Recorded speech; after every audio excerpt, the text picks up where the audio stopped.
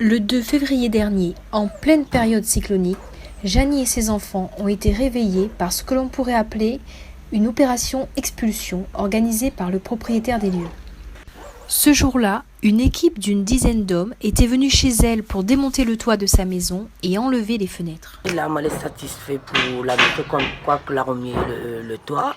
Et là, on est en train de faire en dedans, là, on doit mettre le feuille de cotoplaqué.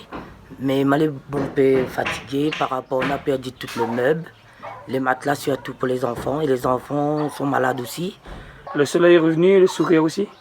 Oui, le sourire, oui. Mais c'est pas pareil. On a perdu beaucoup de choses.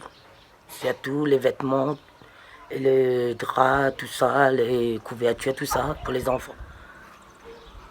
Voilà, là c'est le parabole qu'il avait enlevé depuis le 2. La maman, il n'a pas de télé. Et là, il veut qu'ils remettent le parabole sur le toit, que comme quoi, qu'ils l'ont enlevé aussi depuis le 2. C'était compliqué avec la pluie, il y a tous les meubles qui ont pris l'eau, les vêtements. Ben, à chaque fois il y avait la pluie, on était obligé d'enlever, d'éteindre le contact. Ben, il est content, surtout pour ma petite soeur et mon petit frère, et surtout pour maman qui est malade.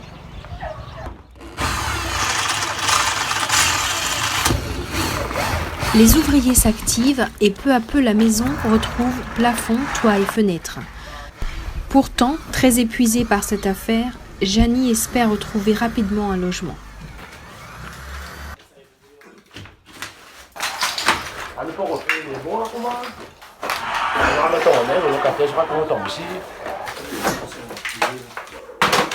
Les travailleurs sont gentils. C'était pas le commencement qu'il y avait plus de travailleurs qui enlèvent le toit. Mais celui-là, sont bien là. Ils parlent aussi un peu avec nous. Comme quoi qu'il veut faire le travail le plus vite possible. Alors, comme quoi qu'on a un toit pour rester dedans. On a le mairie de Saint-Paul en train de m'aider pour avoir une maison. Et moi, les prix, c'est de sortir aussi là. Alors. Je vis ailleurs, moi avec mes enfants. Au moins là-bas, les plus assurés aussi. Qu'ils ne vivent pas d'un loyer. À chaque fois, il y a un problème, soit problème paiement. De son côté, le propriétaire campe sur ses positions et assume totalement son geste. Bon, ben aujourd'hui, moi, je garde droit devant.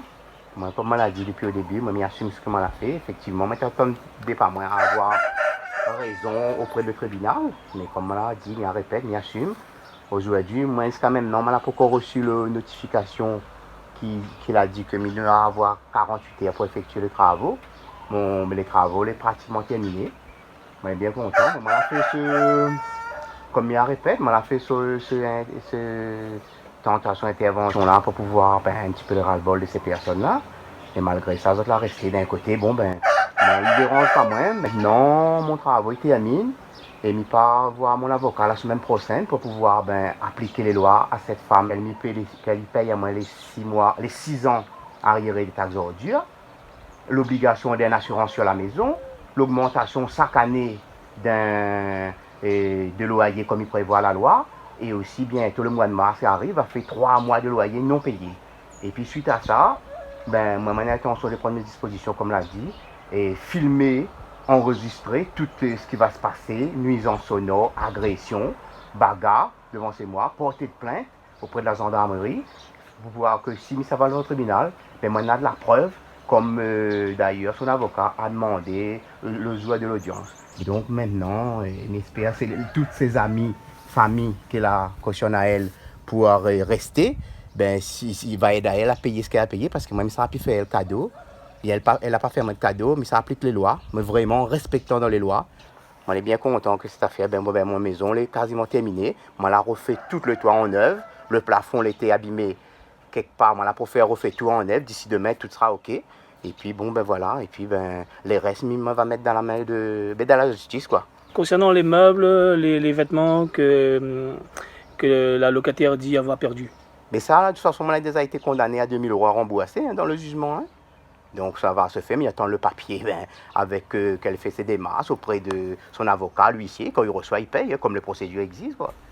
Éric Fontaine, administrateur à la Confédération du logement, qui suit de près cette affaire, nous apporte quelques précisions concernant les droits des locataires, mais aussi des propriétaires. Alors, sur la situation de Madame locataire de Saint-Paul, dont je ne donnerai pas le nom, on a une affaire, je dirais qu'on peut qualifier d'exceptionnelle. Malheureusement, c'est la première fois qu'à La Réunion, aussi bien Maître Cédric que moi-même, et que les personnes que nous avons rencontrées, nous confirment qu'on voit qu'un propriétaire vient retirer le toit sur une maison sous prétexte effectivement qu'il y a un retard de loyer. Donc c'est une situation déplorable. Heureusement effectivement que nous avons été saisis de ce dossier.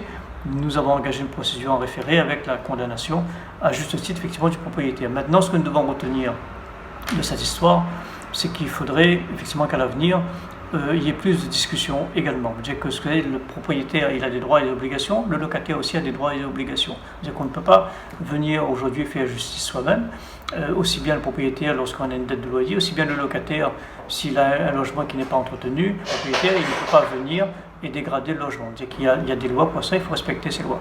Donc on espère, nous, aujourd'hui, que cet événement, je dirais malheureux, serve aussi de leçon, aussi bien aux propriétaires qu'aux locataires. En tout cas, c'est ce qu'on souhaite. Et ce geste, nous, est tout simplement déplorable et malheureusement montre bien qu'à La Réunion, il y a encore un certain nombre de mentalités à changer. Le propriétaire, il a des droits.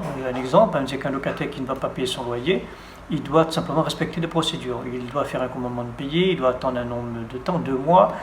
Si la personne touche à la location logement, il doit informer la CAF, il doit attendre 6 mois pour avoir un plan d'appuyement. Donc les textes de loi sont extrêmement clairs sur ce point. C'est-à-dire qu'on ne peut pas demain, en cas d'impayé de loyer pour quelques semaines, venir tirer le locataire par le bras et le mettre dehors. C'est que c'est les méthodes des années 50, ça ne se fait plus aujourd'hui. C'est qu'aujourd'hui, les tribunaux, fort heureusement, sanctionnent ce genre de méthode. Maintenant, si effectivement un locataire fait du bruit, ce qu'on appelle un trouble de voisinage, évidemment, le propriétaire doit saisir les tribunaux, faire constater, etc. Il y a toutes les procédures prévues, mais il ne peut pas, lui, par exemple, remonter sur des impayés de taxes d'ordures ménagères sur 5 ans, ça ne se fait pas. Il ne peut pas remonter sur des augmentations de loyer qu'il n'a pas pratiquées pendant 5 ans. C'est que ça ne peut pas se faire non plus. C'est que les lois sont claires, il y a des délais à respecter, voilà, pour tout le monde. C'est que entre ensuite le souhait d'un propriétaire de faire des choses et la réalité, c'est-à-dire l'application de la loi, il y a aussi un fossé.